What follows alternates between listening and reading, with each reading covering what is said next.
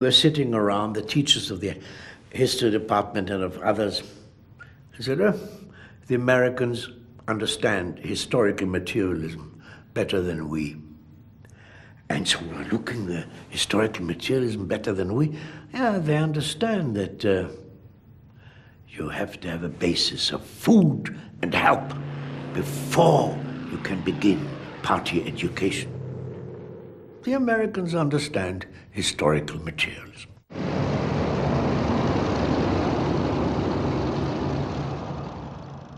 Airlift pilots could fly up to 3 missions every day. An American pilot brought his own 8mm movie camera. I went back to Berlin to get this picture. Inside the barbed wire, kids came up on the other side of the barbed wire, looked at me in the uniform, came up and started talking to me. How many sacks of flour you got? You know, how's it going to be tomorrow? They got off the subject of flour very quickly, on the subject of freedom, and said, look, he said, someday we'll have enough to eat. Just give us a little. Just don't give up on us when the weather gets bad. We'll have enough. But if we lose our freedom, we may never get it back. And these kids are 8 to 14 years old. They blew my mind with their maturity and understanding of what was important. Halvorsen promised the children that he would return with chewing gum and chocolate dropped from tiny parachutes. Es war erstaunlich, was die alles mit ihren Flugzeugen hergebracht. It was amazing all the things they brought over in their planes. Das heißt, der eine Junge, der war dann auch hier, die mit diesen. I still remember my youngest boy was there. Hatten dann kleine, wie kleine. When American soldiers dropped little parachutes with sweets, chewing gum and chocolate. Bisschen Schokolade und sowas.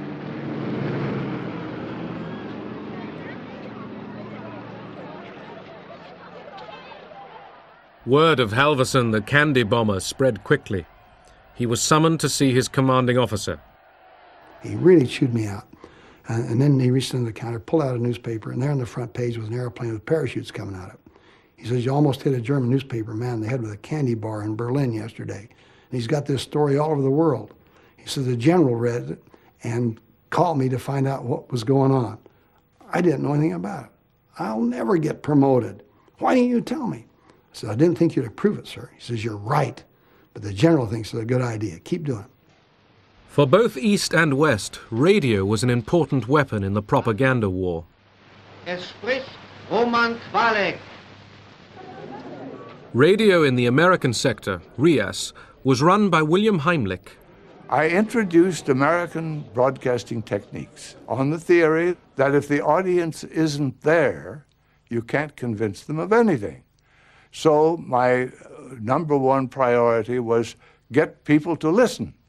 How do you get people to listen? You give them good, entertaining programs, solid news that they could depend upon.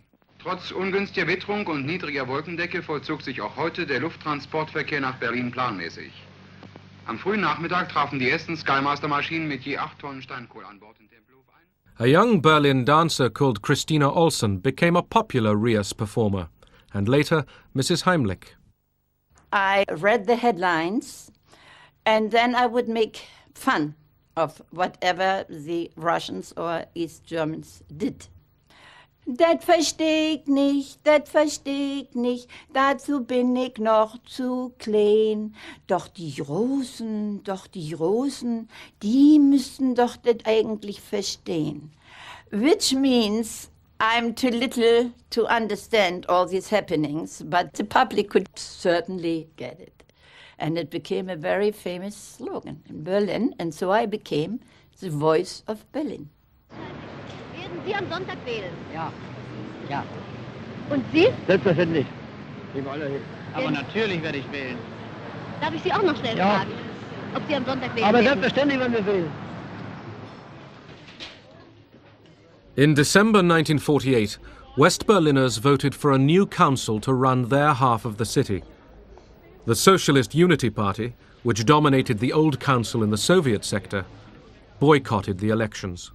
Wir sind im Moment als Stadt gespalten. For the moment, we are a divided city. There is nothing we can do about it. Our survival now depends on developing extremely strong ties with West Germany. Ernst Reuter was now mayor, with Louisa Schroeder as his deputy, but only in one half of Berlin.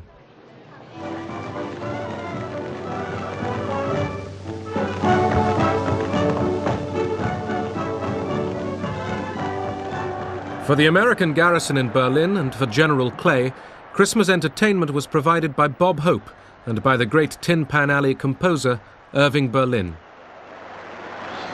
You know, you've got the name wrong. It's Irving Jones. Irving Jones? Yes, I changed it. Anything over here named Berlin, they cut up into sectors.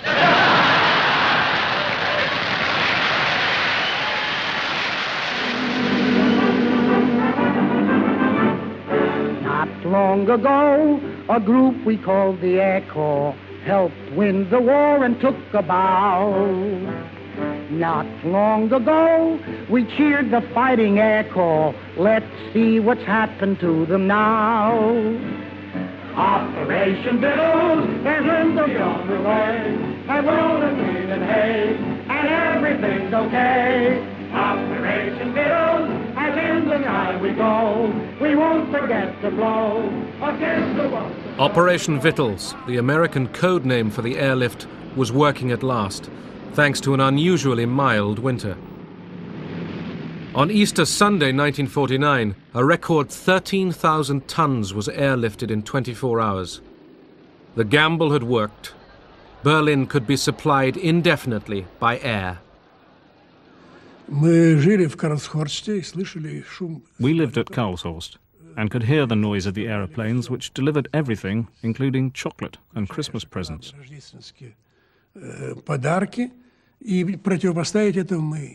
We couldn't match it. We were poor, and the West was rich. And of course, this crazy blockade was bound to fail.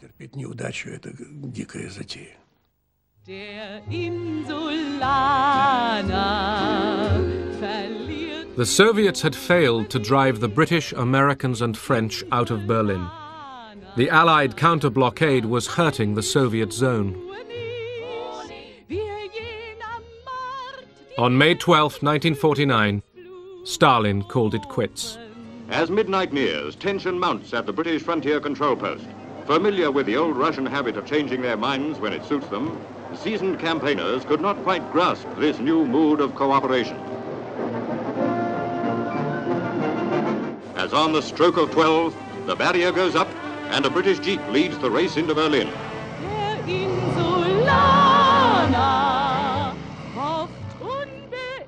Many people thought the ending of the Berlin blockade meant an end to the Cold War.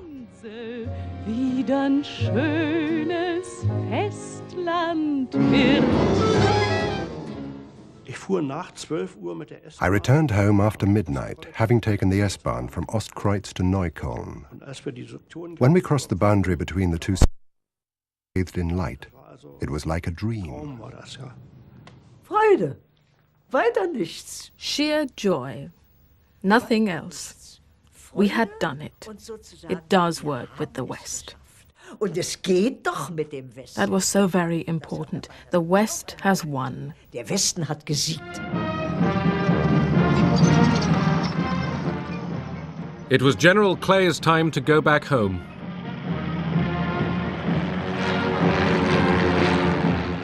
After a goodbye parade, he paid a final visit to Berlin. So then he asked me to go with him to the final farewell ceremony at City Hall, and Adenauer and all the top German officials had been flown in. That was a very impressive farewell ceremony, and as so often, nobody had thought of providing a separate microphone for the interpreter. This happened to me time and again, which meant I had to lean over practically cheek to General Clay to speak into the microphones. And in the strong light, I could see that there were tears in his eyes. I shall not use the English word goodbye, but rather try to say to you, Auf Wiedersehen.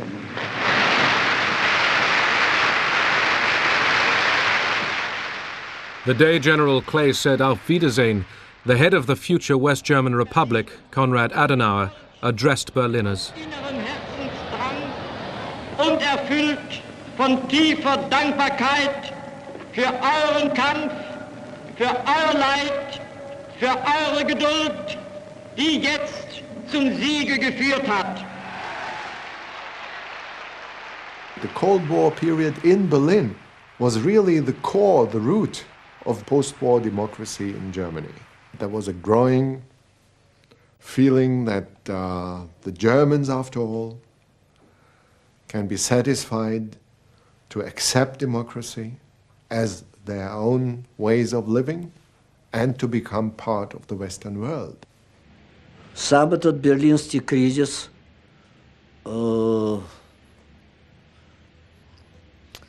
привел, конечно. The Berlin crisis, on reflection, resulted in a division of Europe.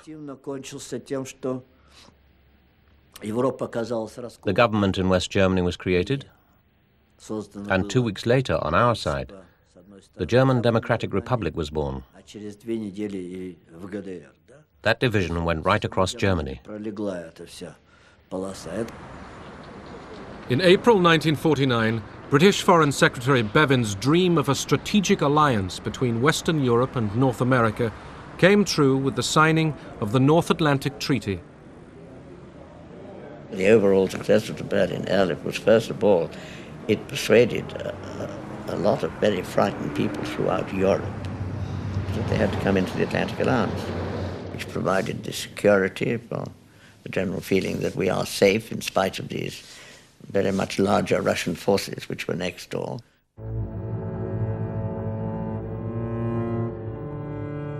August 29, 1949, the Soviets detonated their first atomic bomb. The American nuclear monopoly was over. The world was now split down the middle by two competing superpowers. At its heart lay a divided Germany and a divided Berlin.